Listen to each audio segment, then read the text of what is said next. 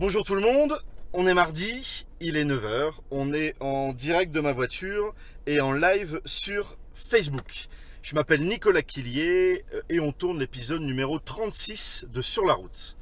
Ce matin, mon invité est une invitée, c'est Caroline Vallant. Caroline Vallant, c'est la fondatrice d'une application qui s'appelle Favorite.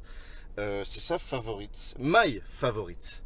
Elle va nous en parler là durant la route. Elle va surtout nous expliquer son parcours d'entrepreneuse, de start-upeuse et son problème, le problème qu'elle a eu pendant toute sa vie, quasiment une maladie qui l'a rongée pendant longtemps et qui l'a empêchée d'être en forme tout simplement, une maladie insidieuse, et elle a découvert ce que c'était et elle a réussi à se guérir en changeant son alimentation.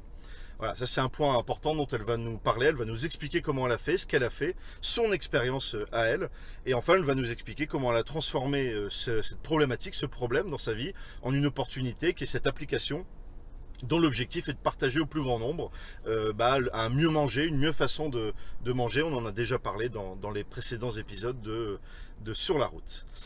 À la fin de l'émission, question de l'invité, comme d'habitude. Et j'accueille tout de suite mon invité, Caroline Vallant.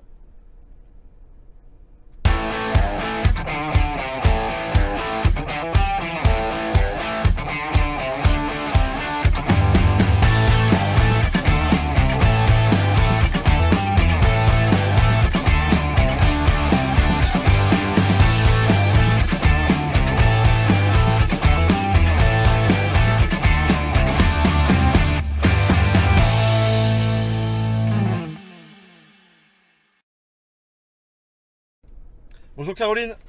Ça va Nicolas? Très bien, et toi? Ouais, très bien. En forme ce matin? Très en forme. Très en forme. Et bien c'est parti alors pour l'épisode numéro 36 de Sur la route. Caroline, pour celles et ceux qui ne te connaissent pas, est-ce que tu peux te présenter? Oui, donc je suis Caroline Vallant, j'ai 47 ans. Ouais. Je suis lilloise d'adoption, je suis née à Paris et puis j'ai une vie maritale, voilà, et j'ai une belle fille qui va bientôt sur ses 18 ans. 18 ans, la Voilà. majorité. C'est ça, Du bonheur. c'est du bonheur, ouais. Raconte-nous un petit peu le début de ta carrière et tout ton parcours d'entrepreneuse. Parce que tu as été une femme très active, tu as beaucoup entrepris, tu as fait beaucoup de choses dans des grands groupes et dans ta et tes structures. Ouais. Raconte-nous rapidement comment ça s'est passé. Moi, j'ai démarré par un parcours plutôt classique, école de commerce après concours, mais dès D'accord. le départ, j'avais envie de toujours innover, développer, entreprendre. D'accord. Et en fait, le hasard de la vie a fait que j'ai vécu d'abord la deuxième phase de développement d'Agendaz en France. D'accord. Les glaces? Les glaces, ouais, les glaces. Bon, Donc tu aujourd'hui, fais- je peux plus en manger, mais Merde. j'en ai bien profité à C'est l'époque. ce que j'allais dire, t'en as peut-être trop mangé. C'est peut-être ça. Et puis après, j'ai vécu l'ouverture du marché des télécoms. J'ai D'accord. rejoint une start-up quelques mois avant l'ouverture. Et là, ça a été une aventure complètement dingue qui m'a fait réaliser que j'étais faite pour ça. D'accord. En 5 ans, on est passé de 60 personnes à 500 personnes. Ah oui. On était concurrent de France Télécom et d'autres gros mastodontes. On a fait une introduction en bourse. Enfin, c'était absolument dingue comme aventure. Ouais. J'ai vécu le montée du soufflet. Je suis partie avant l'écrasement. D'accord. Donc t'étais dedans quand tout se passait bien. Ouais, c'est ça. Et t'es parti quand t'as senti que ça. Ouais, bah en fait, c'est un marché très spéculatif et donc les montées financières, donc boursières, étaient très fortes. Ouais. Et on oscillait d'une extrême à une autre en fait. Donc c'était très intéressant aussi sur le plan managérial de découvrir ce que la start-up peut provoquer en positif mais aussi en négatif. Puisque toi tu manageais dans cette équipe. Ouais, bah en fait j'ai eu plusieurs équipes dans différents domaines. Ouais. Et en fait j'avais, par exemple en 1 an, j'ai dû recruter une 50aine de personnes Ah ouais. pour une nouvelle activité. Puis après je l'ai cédé. Et après j'en ai créé une autre avec une 20aine de personnes et 2 sous-traitants. Puis après je D'accord. l'ai cédé. Ah oui. Puis après j'ai C'est fait un l'autre équipe. rythme, Ouais, un rythme de fou. Ouais, c'était assez dingue. Donc là, j'ai vraiment compris ce qu'était la start-up dans tous ses paramètres, Ouais. avec un marché qui est extrêmement financier. Donc ça, c'est assez spécifique au télécom. Voilà. Ok. Après ça, j'ai rejoint le groupe 3 Suisse International. Alors pas celui d'aujourd'hui, parce qu'il n'existe pas vraiment. Il n'existe plus, ouais. Mais en fait, j'avais rejoint le groupe 3 Suisse au moment où Pierre Zecchini, qui était l'ancien président, malheureusement décédé, a pris les rênes et en fin de compte, ils devaient amorcer leur virage numérique. Ouais. Donc je suis arrivée début 2000. Je faisais D'accord. partie de ces hybrides qui venaient de l'extérieur pour un peu chatouiller les baronnies dirigeants Ouais. pour aborder ce vrai virage numérique. Donc mon job en fait c'était d'abord de commercialiser tout le savoir-faire vente à distance Ouais. à des entreprises extérieures. Et puis très vite je me suis retrouvée en fait à créer une start-up à l'intérieur À du groupe. l'intérieur du groupe. Ouais. Ok, donc Donc, rebelote. voilà, rebelote. Sauf que là, j'ai vraiment fait l'exercice de style par moi-même, Ouais. puisque j'ai écrit la stratégie, j'ai créé l'équipe, j'ai développé le business plan, le business model. Mhm. Et puis, en fait, en 5 ans, de 3 personnes, on est passé à plus de 1000 personnes. Ah oui, donc Et c'est on encore faisait plus... 15 millions d'euros de chiffre d'affaires. En 3 ans. Ouais, et en 5 ans. Et, 5 ans. Ça et s'appelait comment? Mezzo, et ça s'appelle Ah toujours oui, Mezzo. Mezzo, Et ouais. d'ailleurs, le démantèlement, c'est une des pépites qui reste Ouais. et qui a C'est permis. une plateforme téléphonique, c'est ça? Ouais, c'est ça, c'est tout le métier de la relation client, mais je devais intégrer aussi les nouveaux métiers qui venaient du numérique. D'accord. Donc on était à la fois sur une réponse industrielle, comment baisser les coûts, d'où le fait qu'on était en Tunisie. Ouais. Et puis grâce à la Tunisie, j'ai investi sur la France pour créer des nouveaux métiers à valeur ajoutée. D'accord. Voilà. Ok. Donc j'étais en Tunisie, Bordeaux, Toulouse à l'époque. Et tu te baladais Et je me baladais entre mes sites et puis on étudiait déjà le développement sur d'autres pays délocalisés, mais aussi pourquoi pas démarrer l'Espagne et le Portugal, ce qui a été le cas entre temps. D'accord. Voilà. Eh bien, donc en plus une dynamique internationale. Ouais, très belle expérience, une expérience humaine dingue. Et là encore une fois, on est allé très très vite. Ouais. Ok. Voilà. Ça se finit aussi. Ouais, donc je quitte en fin 2009 le groupe 3 Suisse. D'accord. Bon, il s'est passé 2-3 trucs. Hein, entre 2008, la crise des subprimes, la revente de Cofidis, enfin bon bref. Et puis là aussi, ça a été une expérience intéressante. Des fois un peu difficile, mais voilà, fallait Ouais. le vivre. Et puis en fait, de toute cette expérience personnelle, j'avais envie de vivre ma propre expérience D'accord. pro. Donc du coup, je suis basculée de la vie salarié, dirigeant, entrepreneur à la vie de entrepreneur, D'accord. consultant. Donc tu as créé ta propre structure Exactement. indépendante. Voilà, donc j'ai un D'accord. cabinet de conseil qui s'appelle Biz, B2EZ, Biz, l'abeille, la ruche, voilà, D'accord. Buzz, Biz. Et en fait, comme j'avais vécu pas mal d'exercices d'innovation et comment intégrer le digital dans les métiers commerciaux au sens large, j'en ai fait une méthodologie et depuis, il y a des chefs d'entreprise, des patrons qui font appel à moi en disant comment je fais. D'accord. Ils t'appellent et ils disent on y va, c'est parti. Voilà. Comment tu as vécu le fait de passer, mais c'était une volonté, tu dis, mais de groupe à plusieurs milliers de personnes à toute seule? Et en fait... C'était positif, c'était compliqué, c'était... Non, en fait, c'était encore une fois une nouvelle expérience. Bon, moi, j'ai tout le temps besoin d'apprendre, donc au final, je me nourris de mes expériences. Bien D'accord. sûr que c'est très différent. Ouais, bah En oui. gros, les premiers mois, on se dit tiens, j'aimerais bien faire ça, puis on se retourne derrière, puis on se dit ah bah tiens, il n'y a plus personne. Personne pour le faire. C'est moi donc qui vais devoir le faire. Voilà. Bon, mais ça, on l'oublie très vite en fait. Non, ce qui est vachement intéressant dans cette expérience d'indépendance, en plus dans un virage digital en cours, c'est que moi, du coup, je l'ai utilisé aussi pour appréhender les outils digitaux, mais pour moi-même encore plus. D'accord. Donc l'exemple que j'explique des fois à mes clients, parce qu'on est encore parfois dans cette situation, je venais du monde PC, donc Microsoft, Ouais. et en fait je me suis volontairement mis dans le monde Apple, et aussi je me suis mis à découvrir le monde Google à l'époque, D'accord. pour en fin de compte comprendre comment les usages allaient évoluer par rapport à ces technologies qui s'imposaient sur le marché.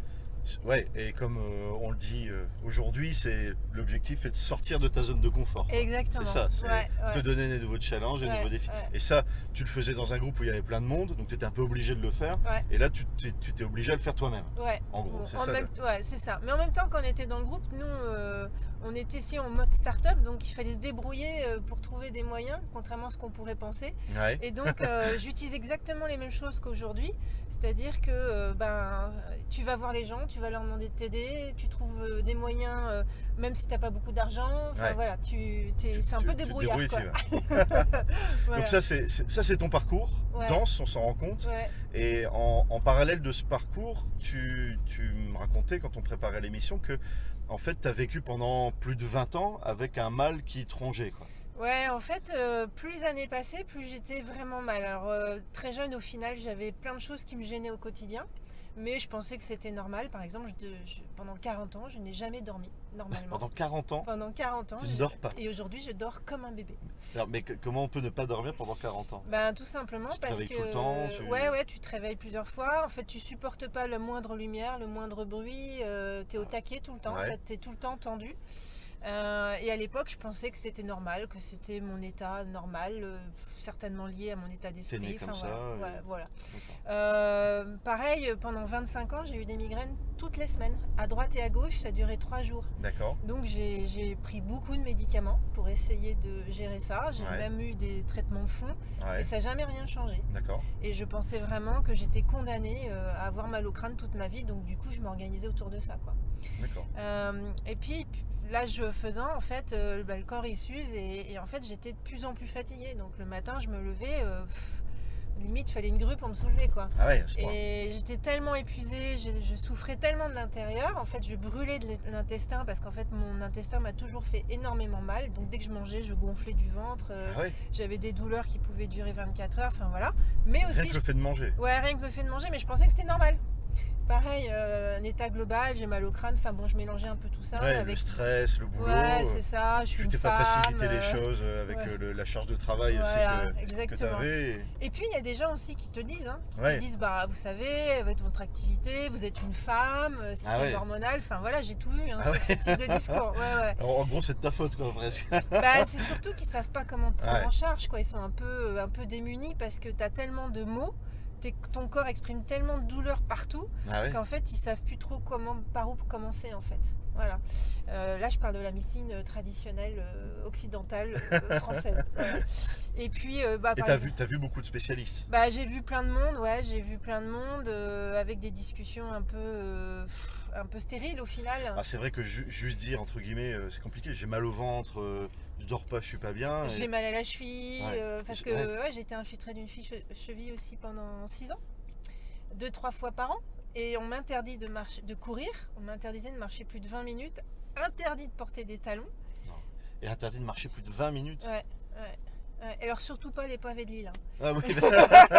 Donc faut déménager, faut rester dans son lit. Bah, en fait, ma cheville pouvait vriller à tout Ah moment oui. et je pouvais me faire une entorse majeure à tout moment, donc on voulait pas que je prenne de risques. Et tu sentais que tout était lié ou Non, pas du tout, parce qu'en fait, aussi bien j'avais une sciatique qui allait de la cheville jusqu'à la hanche, après j'avais mal au crâne, j'avais mal au bide, mais pour moi tout ça n'était pas associé parce que je l'imaginais pas associé. Ouais. Parce que j'ai pas été éduquée comme ça et que je Oui, puis on n'a l'imaginais pas fait d'études de médecine. Non, voilà. Et encore, je suis pas sûre qu'en ayant fait des études de médecine, on raisonne holistique. Voilà. Ouais. Donc ouais, en fait, j'étais juste une boule de douleur qui essayait de fonctionner dans la journée. D'accord. Et ça a même un impact sur tes neurotransmetteurs, en fait. C'est-à-dire que tu es tellement fatigué physiquement, Ouais. tu brûles tellement de l'intérieur qu'en fait, à un moment donné, tu deviens acerbe, tu deviens limite un Ouais, peu tu pètes un agressif, câble, quoi. quoi. Ouais, t'es comme une bête sauvage qui souffre dans son coin, en fait. Ah ouais. Et donc tu compenses par ton état d'esprit, Ouais. parce qu'on a aussi une force là-dessus, faut être clair. Mais ceci dit, au quotidien, c'est vraiment très handicapant. D'accord. Voilà. Ouais, donc ça a été ta vie pendant longtemps. Et comment ça a changé? Qu'est-ce qui a changé? Bah, en fait, quand j'ai fêté mes 40 ans, quelques jours après, j'ai été hospitalisée en urgence. À cause de ces mots qui étaient vraiment trop forts. Ben, pas vraiment, en fait, Non. j'ai fait une espèce de douleur très très aiguë en bas du ventre, vers la droite, vers la jambe droite, et en fait, on a cru que j'avais Appendicite. une crise d'appendicite Ouais. aiguë. Ah ouais. Donc, ils me prennent en charge en urgence pour soi-disant m'opérer d'une crise d'appendicite. Et là, en fait, j'ai commencé pendant 1 an et demi. En fait, j'ai fait le tour d'urgence plusieurs fois. Mais ils t'ont opéré là Non, ils m'ont pas opéré parce que d'abord, ils ne trouvaient pas mon appendicite. Donc ils t'ont ouvert et ils t'ont fermé. Mais surtout, mes symptômes n'étaient pas des symptômes Ouais, d'appendicite. ça n'avait pas de rapport. Et en fait, ils se sont mis à me faire plein d'examens et donc ils ont découvert que j'avais un ovaire qui était gros comme un pamplemousse. D'accord. En même temps, ils découvraient que j'avais une inflammation dans le côlon. Enfin, j'avais plein de trucs qui dysfonctionnaient, sauf que personne n'arrivait à se positionner sur est-ce que c'est l'intestin, est-ce que c'est éventuellement la partie endocrinienne, mais au final, ils l'ont très vite écarté. Ouais. Alors qu'il y avait une dame qui disait mais vous savez quand même il y a un truc bizarre, mais non c'est l'intestin. Enfin voilà, ils étaient un peu paumés et D'accord. à chaque fois que j'y allais, ils me disaient voilà repartez avec ce petit sachet de médoc, médoc et et puis, puis vous revenez si ça va mal. Voilà. En fait j'ai eu beaucoup de chance. J'ai ma kiné de l'époque où je lui explique ce qui se passe et puis elle me dit vous permettez, je vais appeler une de mes patientes qui est spécialiste au CHR, à Jeanne de Flandre. Jeanne de Flandre, d'accord. Voilà. Et en fait, cette dame, c'est une des plus grandes spécialistes en France de la maladie qui s'appelle endométriose. D'accord. L'endométriose, en fait, c'est une maladie qui touche uniquement les femmes et notamment qui touche une femme sur 10 en âge de procréer. D'accord, donc ça Donc, parle beaucoup de monde. messieurs, mesdames, les parents, si vous avez des jeunes filles, dès l'âge de leurs règles, en fait, potentiellement, elles peuvent être touchées. Donc, grosso modo, vous avez un groupe de 10 filles dans Ouais, une cour, et il y en vous a une imaginez qui- qu'il y en a une qui aura certainement cette maladie, malheureusement. L'endométriose. L'endométriose, ouais. Tout Et à c'est fait. les symptômes que tu avais, c'est En fait, concrètement. l'endométriose, c'est un dysfonctionnement de l'endomètre. Et en fait, je m'excuse de parler de ça le matin, mais grosso modo, au lieu d'évacuer tous les mois une forme qui ressemble à du sang, en fait, ce sont des masses de nodules. Ouais, Et bien, en fait, ça se propage partout dans le corps. d'accord. Et ça s'installe partout, on en trouve jusqu'au cerveau pour certains cas. Ah oui, ça se balade en fait. Ouais, ça se balade. Et en fait, ça se met à s'accrocher.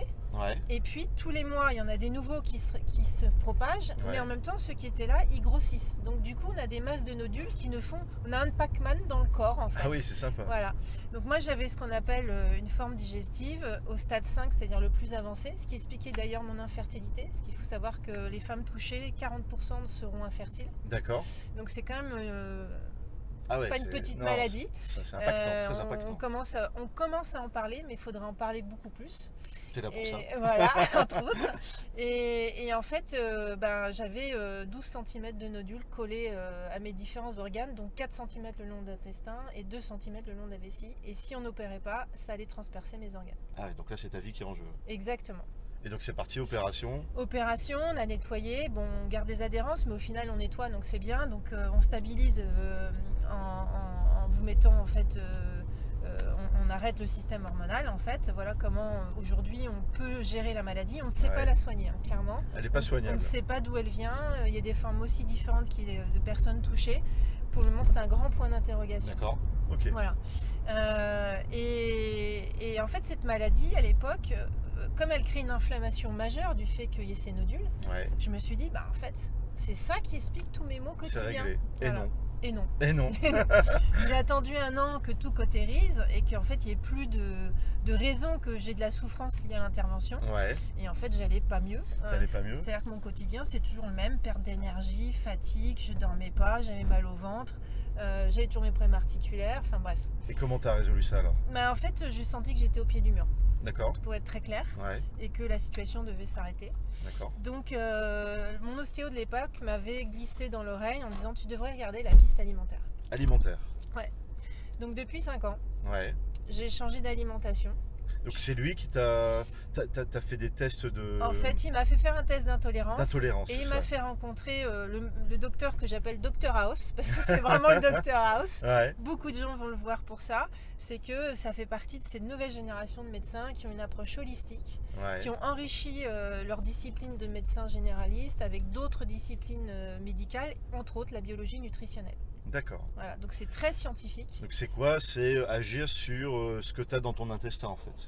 Entre autres, c'est-à-dire Entre qu'en fait, on identifie par des examens scientifiques Ouais. quels sont l'état de tes organes, tes carences en oligo-éléments, l'état de tes neurotransmetteurs, est-ce que tu as de l'intolérance, est-ce que tu as d'autres types d'inflammation type candidose. D'accord. Là, je suis en train de citer des noms, limite qu'on ne connaît pas trop. Non, mais je connais pas. Mais Je découvre grosso avec modo, toi. j'ai eu une cartographie scientifique Ouais, de l'état de mon corps à l'intérieur et qu'est-ce qui expliquait toutes les inflammations qui s'entretenaient en fait. D'accord. Moi, le truc que j'ai découvert, je ne savais pas, c'est qu'en fait, on a 3 systèmes nerveux.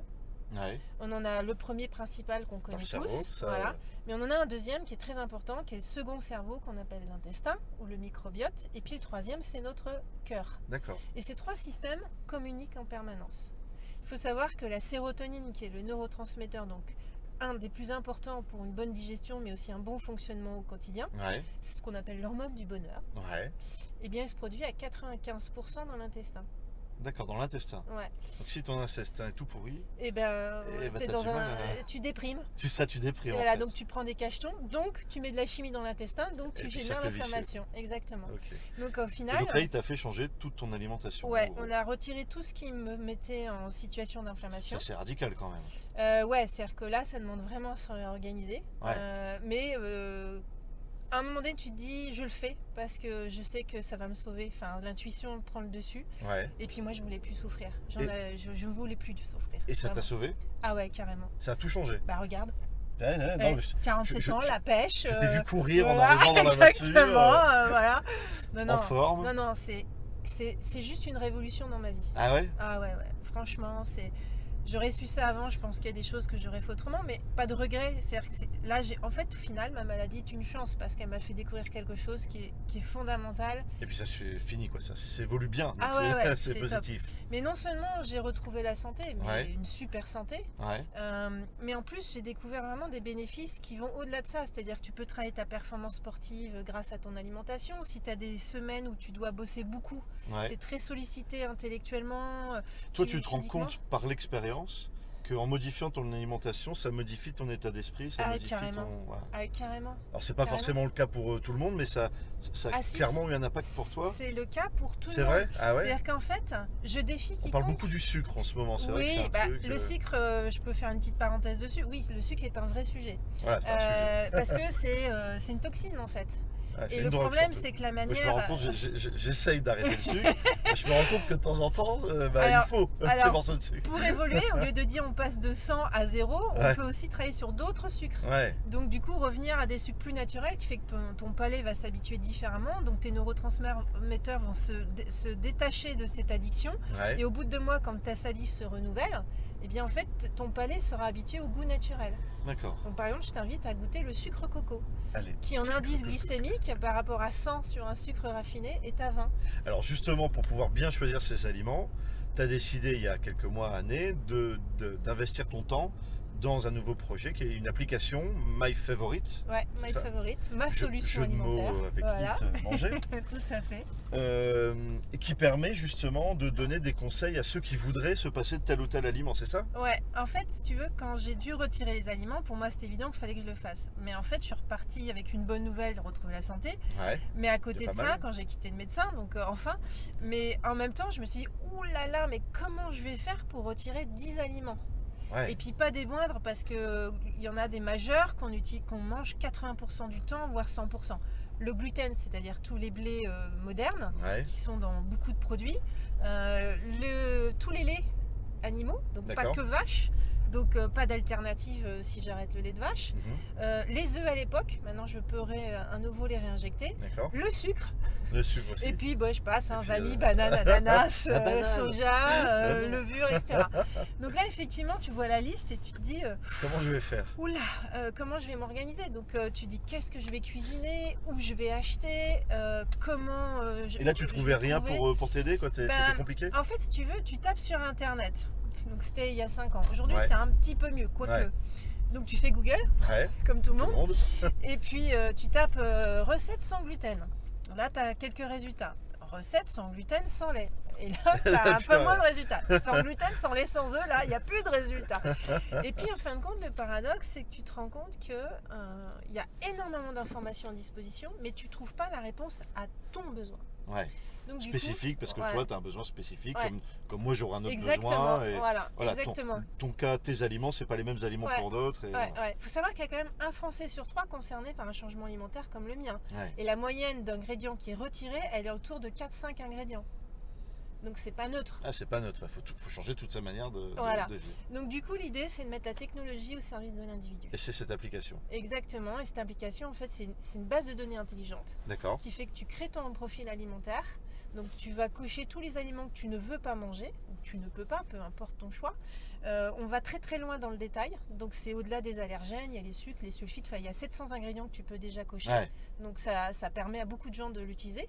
Et après, les 2 premiers services qu'on a ouverts, c'est un choix de recettes variées, sympas, adaptées à ton profil. Donc dans l'appli, on peut choisir l'appli. ça. D'accord. En sachant que tu peux aussi créer le profil de ton entourage. Donc par exemple, tu reçois des amis qui sont véganes. Ouais. Tu sais pas cuisiner, tu as envie de leur faire plaisir, bah, tu rentres leur profil et là tu sais quoi Donc, t'as des trouver comme recettes recette sympa pour Qui qu'on vont bien mange pour ensemble. moi, pour toi, pour tout le Exactement, monde en fait, voilà. pour manger ensemble. Et après, tu peux aussi scanner les produits en magasin parce que moi personnellement, vu que j'ai 47 ans, je commence à plus très bien voir de près. Mais de toute façon, lire En plus, les ça intègre une loupe. C'est génial ton appli.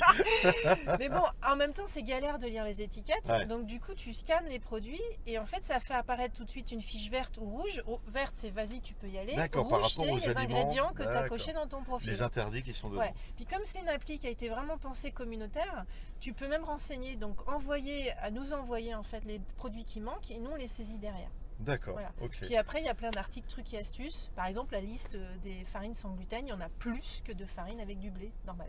Par On ne le exemple. sait pas forcément. Voilà, la liste des fruits. Donc, et si on a légumes de envie, saison. si on veut, on peut vraiment essayer de trouver ce qui Ouais. correspond Ouais. à son alimentation. Ouais. Et donc tu as transformé ta maladie en ta guérison, cette expérience en une opportunité là, Exactement. et tu fais ce qui te plaît aujourd'hui. Ouais, c'est ça. Et puis c'est de dire, tout le monde a le droit de manger en se faisant plaisir, même s'il a des contraintes. Ouais. C'est ça que je défends derrière ça. Et c'est aussi pour ça que je prends la parole, c'est de dire, c'est pas si compliqué que ça et on peut y arriver. peut le quoi. faire. On peut le faire. On peut le faire. Ouais. Super. Super expérience. Merci beaucoup pour ce retour et cet échange. Merci. J'espère que ça intéressait pas mal de monde, cette problématique de l'alimentation. On l'a déjà vu dans des précédents Ouais. épisodes sous la forme passion aussi. Ouais, parce ouais, que ça va dans les deux sens. Quoi. Voilà, c'est comme tout, faut regarder ce qu'on mange Mm. et faire attention à ce qu'on mange.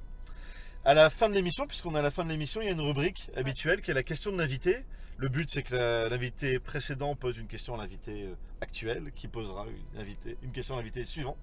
Ouais. Donc, mon invité de la semaine dernière, c'était Raphaël Tronchet, champion de France de boxe poids lourd, un beau bonhomme, bébé. hein, un beau bébé, beau gaillard. Ouais. Très intéressant son parcours. Il t'a posé une question à la fin de l'émission. Vas-y, quelle était sa question? Je t'en prie. Alors, sa question, c'était de savoir si depuis que j'ai changé d'alimentation, est-ce que je danse le zouk? Voilà, puisque ça l'avait marqué le fait que tu as eu un problème au pied. Et donc, il voulait savoir si tu dansais le zouk. Donc, je t'en prie, réponds à Raphaël, Raphaël, directement. merci pour cette question. Entre parenthèses, j'ai bien rigolé quand je l'ai écoutée. Et en fait, alors le zouk n'est pas la danse que je maîtrise le mieux. Il faudrait pour ça un bon cavalier.